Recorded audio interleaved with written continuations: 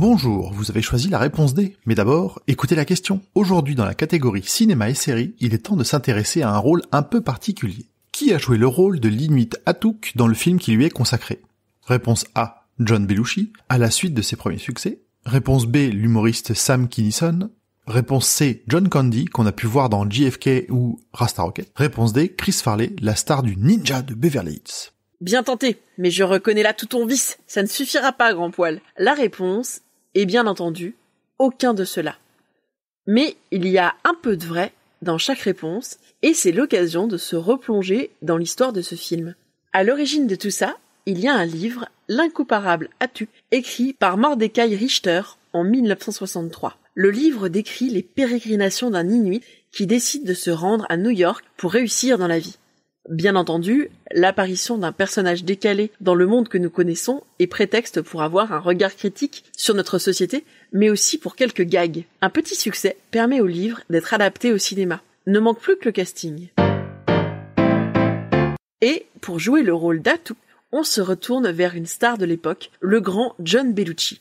Il est très enthousiaste en 1982 à la lecture du script. Hélas, Belushi était enthousiaste pour beaucoup de choses, notamment pour la consommation de drogue. Résultat des courses, l'acteur est retrouvé mort en mars 82 à Los Angeles d'une overdose de speedball, ce que nous vous déconseillons vivement de tenter chez vous. Pour Atuk, c'est râpé. Le projet ressurgit en 1988, et cette fois-ci, c'est une star montante du stand-up, Sam Kinison, que l'on envisage dans le rôle principal. Cela dit, il existe comme un malentendu. Kinison réécrit une grande partie du script qu'on lui a donné, pensant avoir un rôle créatif plus important. Le studio ne l'entend pas de cette oreille, et Kinison traîne la patte et sabote le film. Le film s'arrête, des négociations ont lieu en 1992 pour reprendre le projet. Malheureusement, Kinison est percuté par un adolescent qui conduisait ivre. Ne faites pas ça chez vous non plus, et il meurt en 1992. Il faut donc trouver quelqu'un d'autre pour endosser le costume d'Atuk. En 1994, on choisit John Candy. On n'est clairement pas dans la même catégorie que Belushi, mais le projet a déjà du plomb dans l'aile et le comique a quelques beaux rôles à son active, notamment dans Splash, aux côtés de Tom Hanks. Le script lui arrive alors qu'il est au Mexique et le pauvre Candy va y faire une crise cardiaque qui lui sera fatale.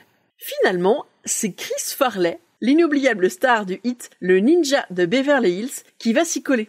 Apparemment, le projet continue à cette époque à descendre les échelons de l'ambition, mais renoue en quelque sorte avec ses origines, puisque Chris Farley est un admirateur fanatique de Belushi et marcher dans les pas de son idole est une occasion incroyable. Il va tellement s'identifier aux Blues Brothers que quelques jours avant d'accepter définitivement le rôle, il va lui aussi mourir d'une overdose, ce qui ne fait pas partie des recommandations de notre label Podcut. On attribuera aussi au film la mort du comédien Phil Hartman, la voix de Troy McClure dans Les Simpsons, qui était pressenti pour avoir un rôle dans l'adaptation du livre. Certains vont jusqu'à blâmer le film pour la mort de Robin Williams, qui semble-t-il a lu le script. Toujours est-il que le film reste encore à être réalisé, donc n'hésitez pas, jeunes acteurs prometteurs, à tenter votre chance au casting.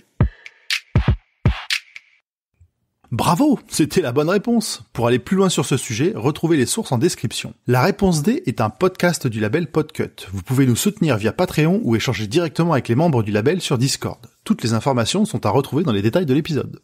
À demain pour une nouvelle question sur la thématique gastronomie.